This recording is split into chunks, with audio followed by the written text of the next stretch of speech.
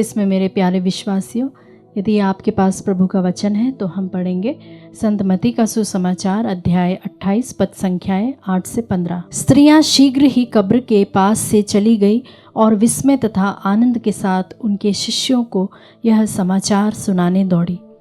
ईसा एकाएक मार्ग में स्त्रियों के सामने आकर खड़े हो गए और उन्हें नमस्कार किया। वे आगे बढ़ आई और उन्हें दंडवत कर उनके चरणों से लिपट गई। ईसा ने उनसे कहा, डरो नहीं, जाओ और मेरे भाइयों को यह संदेश दो कि वे गलीलिया जाएं, वहाँ वे मेरे दर्शन करेंगे। स्त्रियां जा ही रही थी कि कुछ पहरेदार नगर आए। उन्होंने महायाजकों को सारा हाल कह सुनाया। महायाजकों ने नेताओं से मिलकर परामर्श किया और सैनिकों को एक मोटी रकम देकर इस प्रकार समझाया, तुम लोग यही कहो कि रात को जब हम लोग सोए हुए थे तो ईसा के शिष्य आए और उसे चुरा कर ले गए। यदि यह बात राज्यपाल के कान पड़ गई तो हम उन्हें समझा कर तुम लोगों को बचा लेंगे। पहरेदारों ने रुपया ले लिया और वैसा ही किया जैसा उन्हें सिखाया गया था। यही कहानी फैल गई और अब तक यहूदियों में प्रचलित है। यह प्रभु का सुसमाचार है। क्रिस्त की जय। क्रिस्त में मेरे प्यारे भाई और बहनों, यह पाठ हमें ईसा मसीह के पुनरुत्थान के बाद की घटनाओं को दर्शाता है, जिसमें उनके अनुयायियों और विरोधियों की अलग अलग प्रतिक्रियाएं सामने आती हैं। यह प्रसंग हमें सिखाता है कि जब प्रभु का सत्य प्रकट होता है तो कुछ लोग उसे आनंद और विश्वास के साथ स्वीकार करते हैं, जबकि कुछ लोग उसे दबाने का पूरा प्रयास करते हैं। पहली प्रक्रिया है स्त्रियों की विस्मय, आनंद और विश्वास।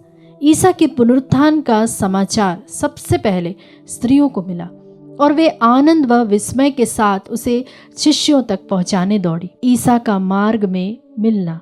स्त्रियां जा ही रही थी कि ईसा स्वयं उनके सामने प्रकट हो गए। यह दर्शाता है कि जो लोग सच्चे मन से प्रभु की खोज करते हैं उन्हें स्वयं ईश्वर अपने दर्शन से अनुग्रहित करते हैं। वहीं हम देखते हैं अभिवादन और चरणों से लिपटना। इसका क्या अर्थ है? शिष्यों ने ईसा को देखकर उन्हें प्रणाम किया और उनके चरणों से लिपट गई। यह सम्मान और आराधना का प्रतीक है। फिर ईसा का संदेश। उन्होंने स्त्रियों से कहा, डरो नहीं, जाओ और मेरे भाइयों को यह संदेश दो कि वे गलीलिया जाएं, वहां वे मेरे दर्शन करेंगे। ईसा अपने शिष्यों को भाई कहकर पुकारते हैं, जो यह दर्शाता है कि पुनरुत्थान के बाद वे न केवल गुरु हैं बल्कि अपने अनुयायियों के साथ एक आत्मीय संबंध रखते हैं। यह संदेश बताता है कि ईसा चाहते थे कि उनके शिष्य गलीलिया में जाकर उन्हें पुनः देखें और उनके मिशन को आगे बढ़ाएं।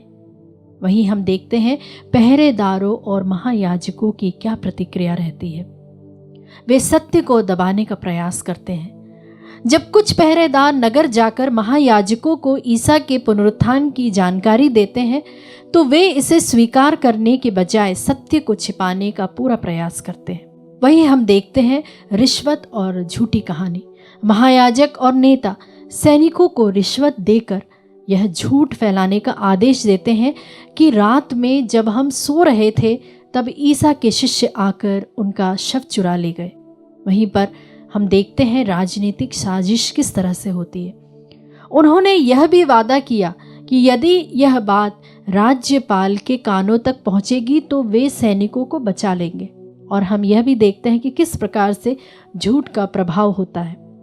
यह झूठ यहूदियों में इतना प्रचलित हो गया कि वह मत्ती के सुसमाचार लिखे जाने तक भी प्रचलित था। यह स्पष्ट रूप से दिखाता है कि जब लोग सत्य को स्वीकार करने के लिए तैयार नहीं होते तो वे उसे दबाते और अस्वीकार करने के लिए किसी भी हद तक जा सकते हैं। प्यारे विश्वासियों, परमेश्वर हमें आज के वचनों के द्वारा क्या संदेश देना चाहता है? हम अपने आप से पूछें, क्या हम स्त्रियों की तरह पुनरुत्थान के समाचार को आनंद और विश्वास के साथ स्वीकार करते हैं? क्या हम भी ईसा की उपस्थिति को अनुभव कर सकते हैं और उनके संदेश को आगे फैलाने के लिए तत्पर हैं? क्या हम सच में ईसा के चरणों में झुककर उनकी आराधना करते हैं? जिस तरह से स्त्रियों ने चरणों से लिपटकर ईसा की आराधना की, क्या हम भी अपने जीवन में प्रभु को उस सम्मान और प्रेम के साथ स्वीकार करते हैं? हम अपने आप से यह भी पूछें, क्या हम सत्य को अपनाते हैं या सच्चाई से भागते हैं?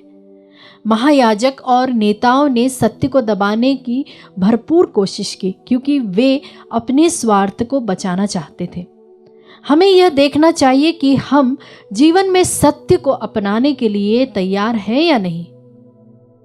हम यह भी अपने आप से पूछें, क्या हम भी पुनरुत्थान का संदेश दूसरों तक पहुंचाने के लिए तैयार हैं? ईसा ने स्त्रियों से कहा, डरो नहीं, जाओ और मेरे भाइयों को यह संदेश दो। हमें भी उनके पुनरुत्थान के सुसमाचार को अपने जीवन से प्रकट करना चाहिए। आइए मेरे प्यारे भाई और बहनों, हम मिलकर प्रार्थना करें, अपने हाथों को जोड़ें और इस वक्त इस यूक्रिस्ट में उपस्थित हमारे पुनर्जीवित ईश्वर से प्रार्थना करें। हे पुनर्जीवित प्रभु यीशु, हमें आपकी ज्योति में चलने की कृपा दे। हमें भय से मुक्त कर और अपने पुनरुत्थान के संदेश को निडर होकर दूसरों तक पहुंचाने का साहस दे। हमें सत्य में चलने की शक्ति दे और हमें कभी भी स्वार्थ और झूठ के जाल में फंसने ना दे। आमीन।